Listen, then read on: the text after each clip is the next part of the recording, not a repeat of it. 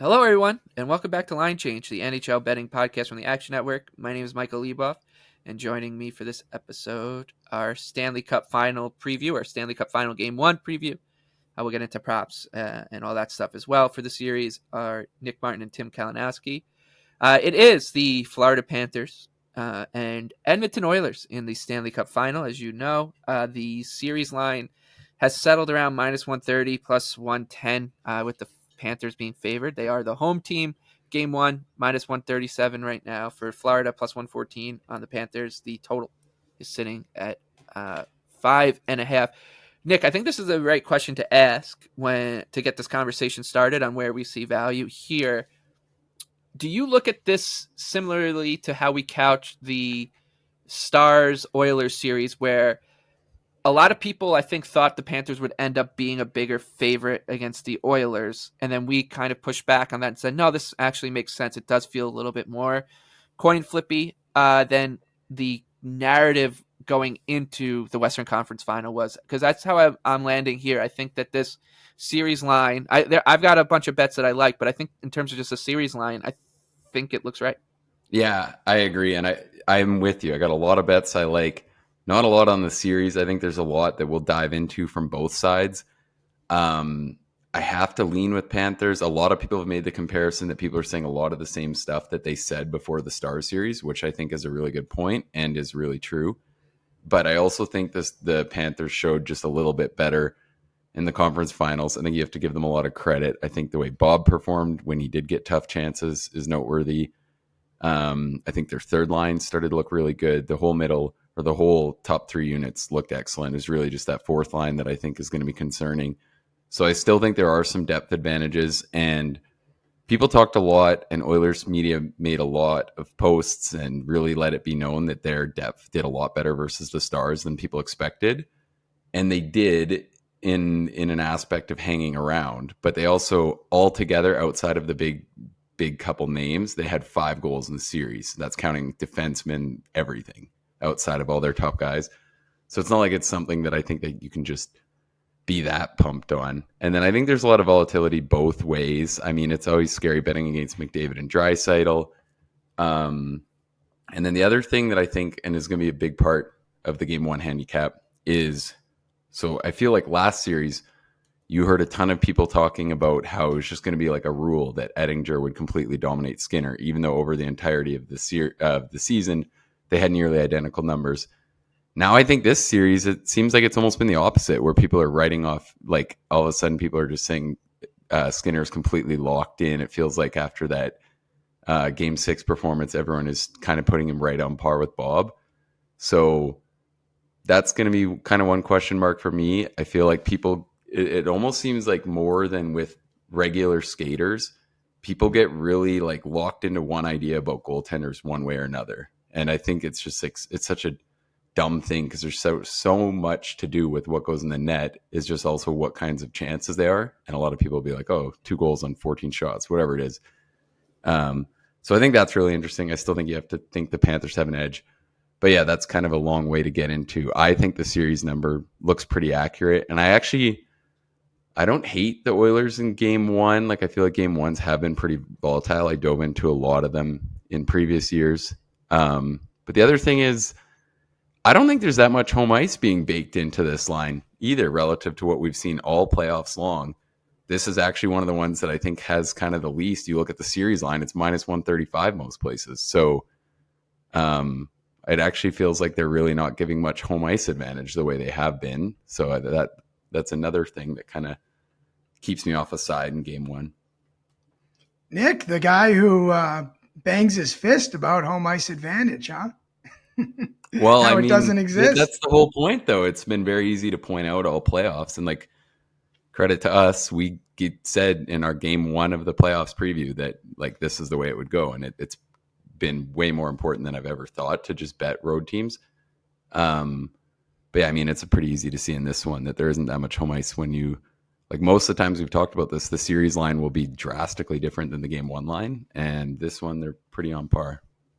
Yeah, I think in terms of the series, like I think originally if you asked me about 2 weeks ago, I felt really good about, my Panthers 20-1 Cup ticket. And I think the way that series ended between Edmonton and Dallas for a lot of people was kind of Edmonton putting a final stamp on the fact that they can play different ways, win lower scoring games, especially with the way that elimination game went, just getting outshot the way they did. Like, I thought that was a positive for Edmonton in terms of showing that they can do it if they don't have their fastball.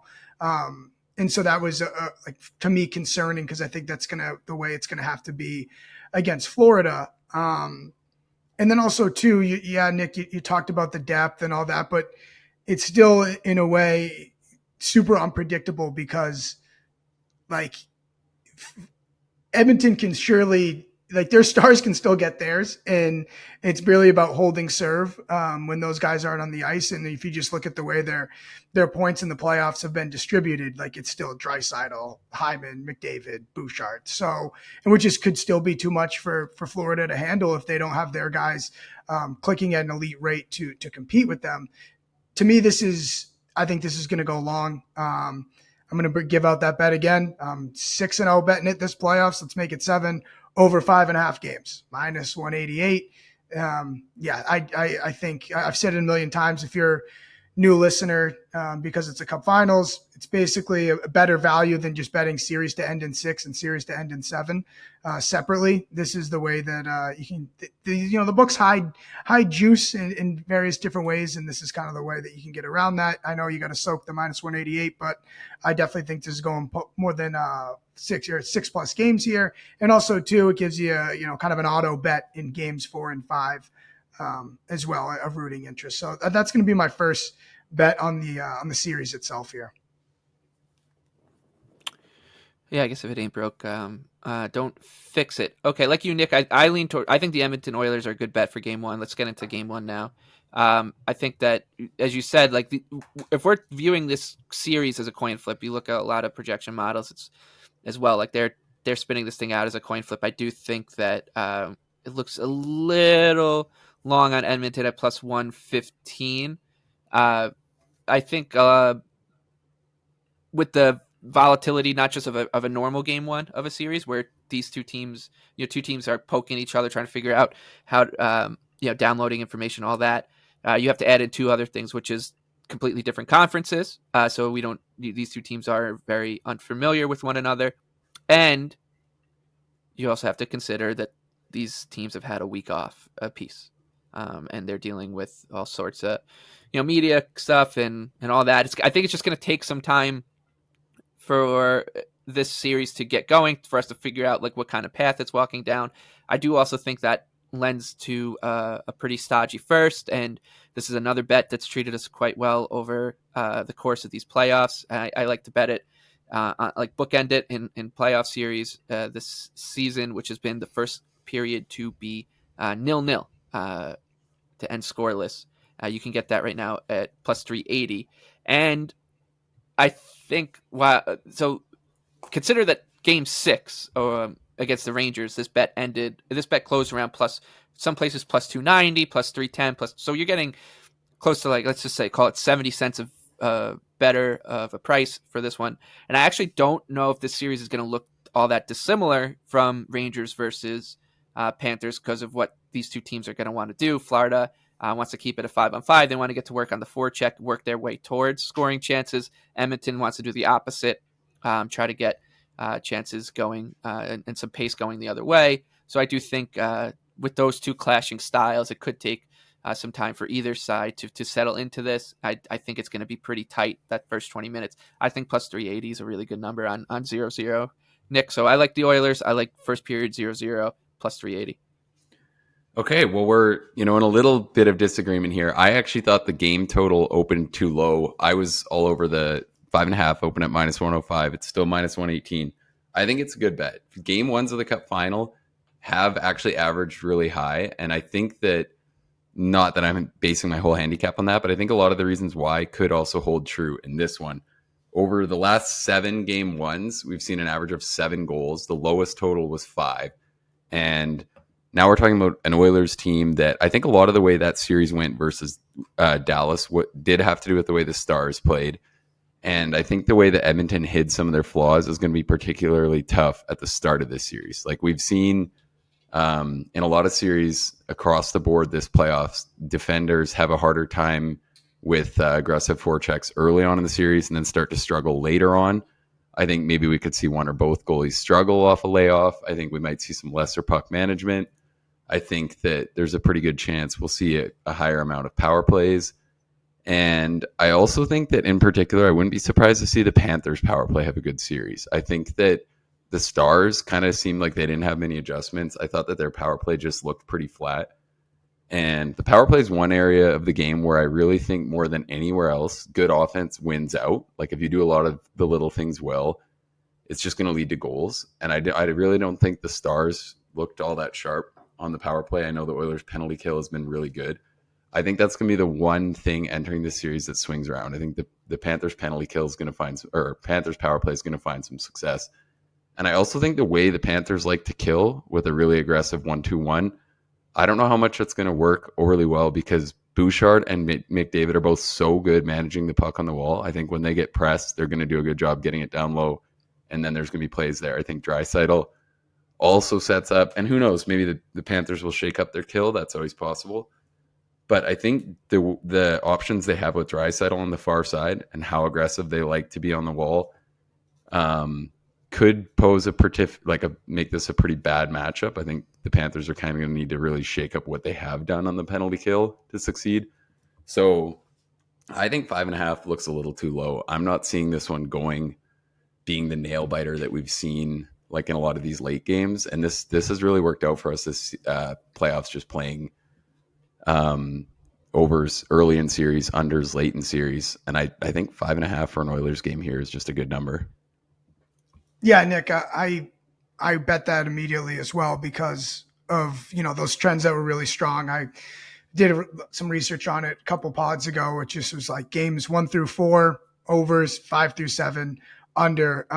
It feels like actually in this playoffs, it's gets towards the under trend, like a little quicker, almost like game 3 now, because it's just this playoffs particularly is just in those later games has been just a complete staring contest.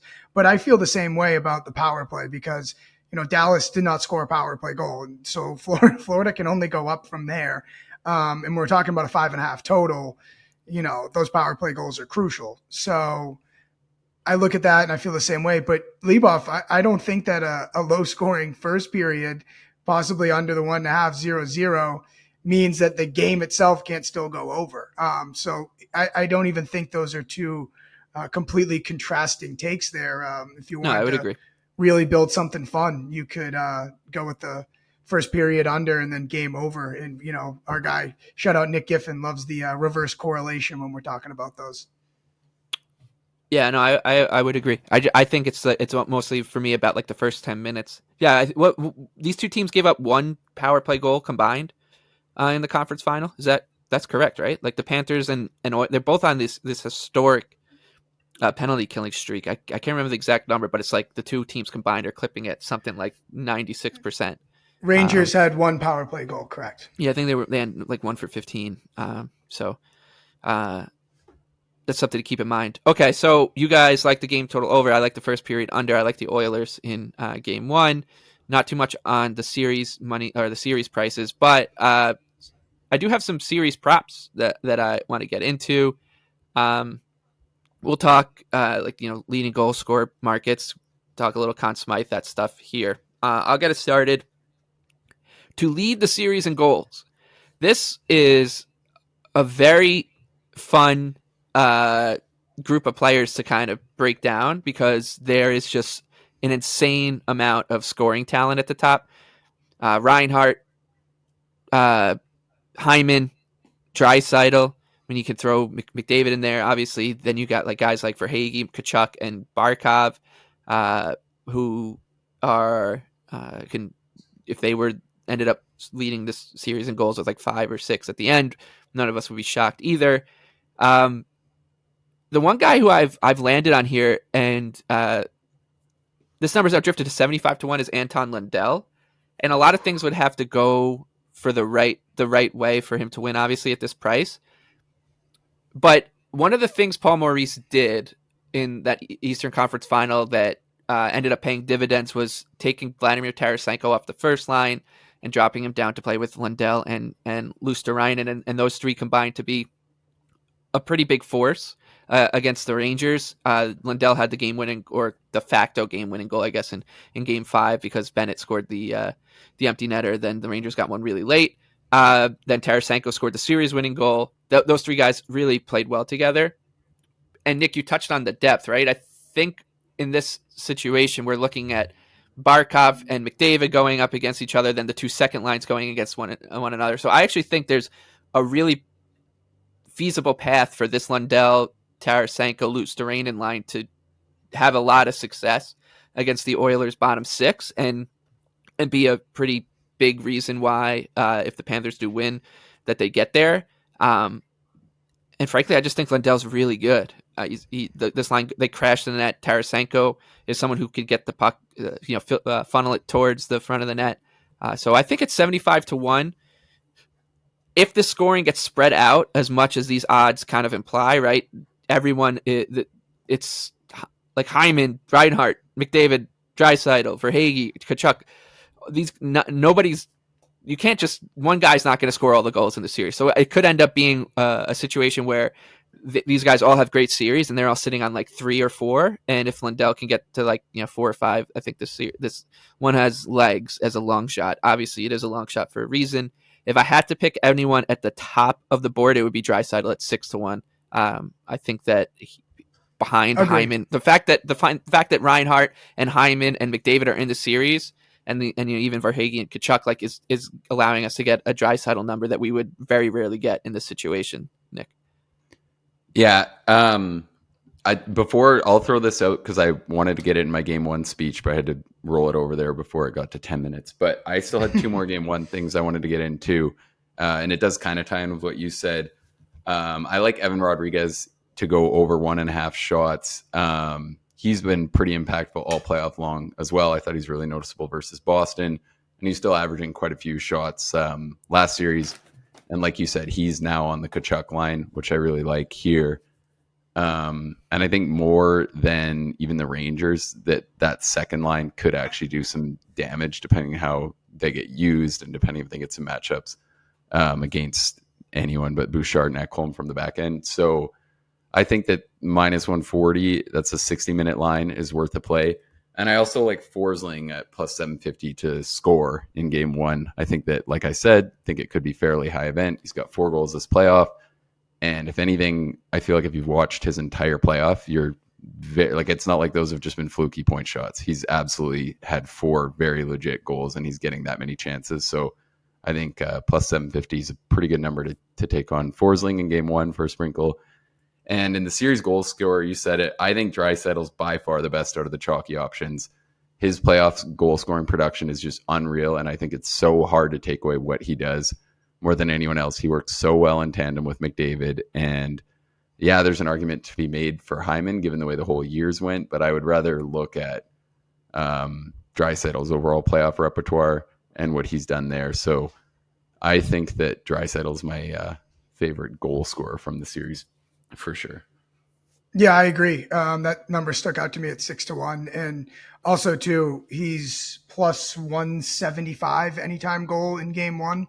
As long as that number seriously has a plus next to it, I think there's value. This guy, you said it, Nick, the way his playoff performances, his ability to, again, on the power play, it goes without saying. So I think there's some good value there if you're looking for one of the anytime goal scorers towards the top on Draisaitl there. And again, to lead series, I like that 6-1 as well. My longer shots would be Vinny Desharnais. No, I'm just kidding. My longer shots would be Sam Bennett, 33-1.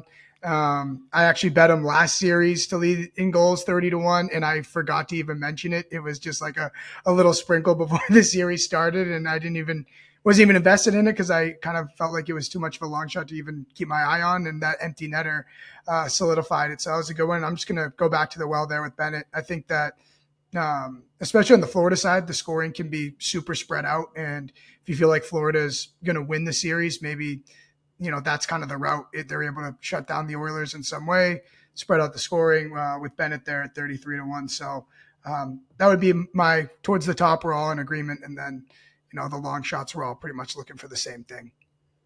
Yeah, I think the other thing with like the Oilers' top stars, I don't think we've seen their top reliance to this point in this playoff. Like I bet in this series we're going to see some absolutely absurd minutes. Yeah. If we don't, things went really good for the Oil, and I don't think they will. I think we're going to. I don't mean I'm especially with the layoff. Sure loose. Especially with the layoff, right? I just don't think it's going to be smooth enough where they end up just actually rolling it this evenly. Knoblauch did a really good job compared to what we've seen any other Oilers season of not relying on them all like down the stretch. But I think that changes more and more here. We saw it in a few instances this playoff so far, and I think the final's just going to go where it's just crazy usage. I mean, like you go down 3-2 with McDavid and Draisaitl and those guys. Yeah. I feel like it's just all game. Let them do their thing and go out with your, big guns swinging. So yeah, I would agree, and that kind of gets me to how we'll close out. We'll talk Conn Smythe. I should have mentioned it off the top. If you're going to bet the Edmonton Oilers to win the series and you don't have any Edmonton Oilers exposure yet, I would very strongly advise you to bet Connor McDavid to win the Conn Smythe. Because the more and more you think about it. I was about to ask this, by the way. How would you just hedge a Florida ticket with McDavid, Conn Smythe? I mean, yeah. I don't know if I'd say like hedge a ticket. I think that's getting a little dicey. Just because Draisaitl's been so good. And these things, I think McDavid is a great bet. And I think in part because you actually could backdoor it and like, which would feel like a backdoor bet and win it with the Panthers, right? Like, that's what I'm saying. Like that's why the hedging actually like isn't a terrible idea. Cause like, it's just, I know, but I think it's, I'll go out and say it. I think it's 100% McDavid if the Oilers win. And I think there's like a 10% chance he wins with the Panthers winning. So 10% was actually the number I came up with. Yeah. I don't agree on the 100% though, because I do think Draisaitl having enough big goals. You think about how this went in 2 rounds, and I completely think it's a good number. I'm just saying like I don't want to lock that in. Yeah, I mean 100% is hyperbolic, but like that's how confident. I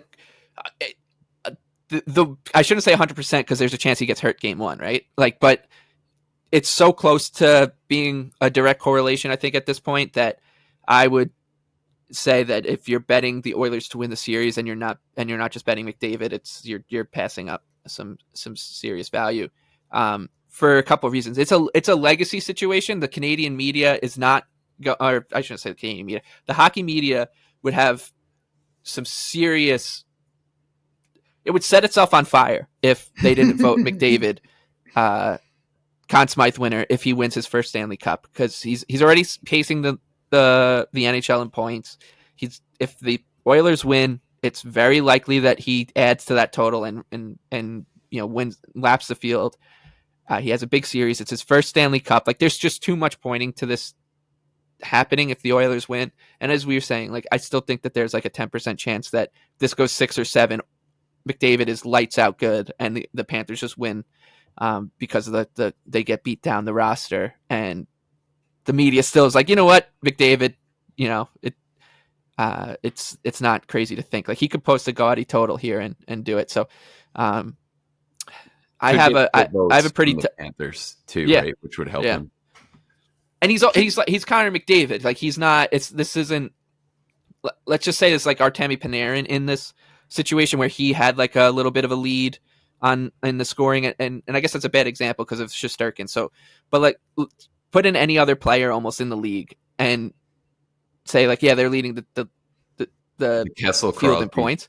The Kessel right? Yes, vote, I think exactly. Could definitely be comparable. Yeah. So it's because too, Hyman could have 10 goals in the series, and it's going to be 10 bank shots off. So Hyman's a mile back. back. For me, it's Dry or him. I think there's a legitimate case for Evan Bouchard, given true to there's actual goal differential, his points, everything he's done. But the media will never vote that. Exactly. So it's more of like a conversation you can make, like a water cooler conversation, rather than one you'd want to bet into.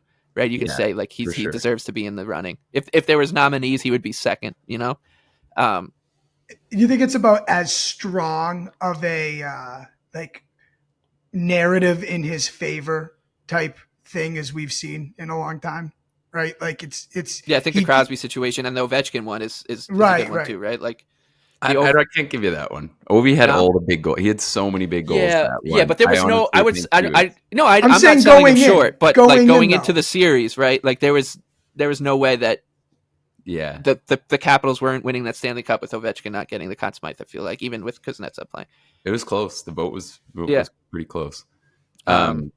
And that's a guy who the media is, polarizing on, right? They're not incomplete. Well, they had to choose between him and like the softest Russian scorer ever that nobody else, right? Like that's the thing but from that note, I think Barkov is, and like I gave this out at the start of the playoffs. I don't think Barkov's I'm not as comfortable with that play as I think some people are either, because I think you see Tkachuk have a big series, a big physical series, score some timely goals. I think a lot of what we just said is going to apply to Tkachuk. I think people are really going to try to vote for him. So I'm a little afraid of that. I think Barkov definitely deserves it for the Panthers. I also think Bob having a good series. Yep. But the one thing that I'm hoping will prove true is I don't know if the Oilers will get that many shots. I think they'll hopefully just dent Bob's numbers, because I don't think he does deserve it. I think he's had he's done his job, but nobody would watch the Panthers and be like, wow, this is a team that goalied their way to the cup. Like, this guy's been their most important player. I don't think that's true. I think he's been fairly replaceable. I think you could maybe have had Stolars in there and gotten here, right? Like that, maybe that's a stretch, but Stolars was better all year. So I'm hoping Bob's pretty far back, but that one I'm a little afraid of, because I think there's three guys pretty in the mix, and I don't know if the media will see it the way that I see it, with Barkov being the deserving leader. Well, I mean, even just as a hockey guy, we watch pretty intently. Like Barkov's one of those guys. He's so good at what he does defensively that I go through stretches where I don't notice him, right? Because he's just like he's That's like you never want a defenseman that does his job so well. And he'll have to do the scoring as well. Like he'll have to definitely hold up his end in terms of to get the voters' attention on the offensive side, where it feels like Tkachuk has again, if we put like a spread on it, if Tkachuk just like covers his production spread, he's just such a darling, that. Yeah. So the long shots, right, are pretty much, we're ruling out a lot of long shots in term, right? I think the only one I could kind of be convinced that, like, Gus Forsling's the number's not long enough, but like I can kind of be convinced if he just has like a really, really monstrous series, there's like at least a path for him on the Panther side, and I think there's also you can say that there's still a shred of a path left for Verhaeghe. He's right up there in points with them. Tkachuk leads them in points. Let me just read off the odds, because I didn't do that, right? McDavid plus 190, Barkov right behind him plus 375, Bob 4-1, Tkachuk's right there at 6-1. Then it's Draisaitl and Bouchard 7-1, 8-1, and then there's the jump to Verhaeghe at 22-1. Forsling's all the way down at 66. I think that you don't need to list anybody else beyond those players, is how I should put it, right? Like I think Forsling would be the guy I would draw the line at. And I do think that there's a path for Verhaeghe, who's Tkachuk leads them with 5 goals, 14 assists for 19 points. Verhaeghe's 9 goals, 8 assists, 17, and he's always scoring big ones, right? He's got 2 game winners and an OT one. So that narrative is well known. Like he's known as like a clutch scorer. So I think if Verhaeghe, this is not a direct kind of strategy, so I would couch it that way and add that caveat. But if you think Verhaeghe is going to win the Conn Smythe, I would just bet him to be the overtime goal scorer or something instead, right? Or last goal scorer, because I think that is how he gets here. Is Panthers win and he scores 2 big goals and is close to the leading points. Yeah, I feel that way. Yeah, and I think a huge thing to consider with like the Bob that scares me is we've seen time and time again, there's no nuance to people evaluating goaltending. There just really isn't. With the Vezina race, with everything, people just look at team stats and counting. That's why every year the Vezina finishes on a guy who almost always just has a team that wins the Presidents or something like that. So yeah, I don't know. I don't know if I love any of the Panthers guys. I feel like there's too many people. Just bet on your guys having productive games, I think. Yeah. I think so too. It kind of reminds me of the Knights a little bit. Like the Knights, I don't think the Knights it's very similar, right? Like there was the case for Hill, there was a case for Eichel, Marchessault. There was a defenseman up there too. I can't remember if it was probably would have been Theodore. Pietrangelo, or is it Theodore or Pietrangelo? Oh, yeah, it might be. It was one of those two. But like because I remember having this conversation almost verbatim about the teams being like, it's Bob if it's the Panthers, and then it's on the other side it would be there's like 6 Knights that could win it, and it ended up going to Marchessault. Yeah, and to further elaborate on like the McDavid thing and the split voters, so like there's gonna be like people that will just vote for McDavid that are relatively pro Oilers media, whereas the Panthers media will probably need to like coordinate who they're gonna vote for. So that's when I say like if you get probably the right split there, you could luck into hitting on McDavid. So yeah, I think McDavid's the best on the board, even as the chalk. Cool. All right. I have a couple more before we move on. All right. Yeah, just it's Stanley Cup final, Leboff. Let's throw some darts. Series points leader Bouchard 14-1, Hyman 16-1. If Hyman gets enough banked off of his skate, Bouchard obviously on the power play.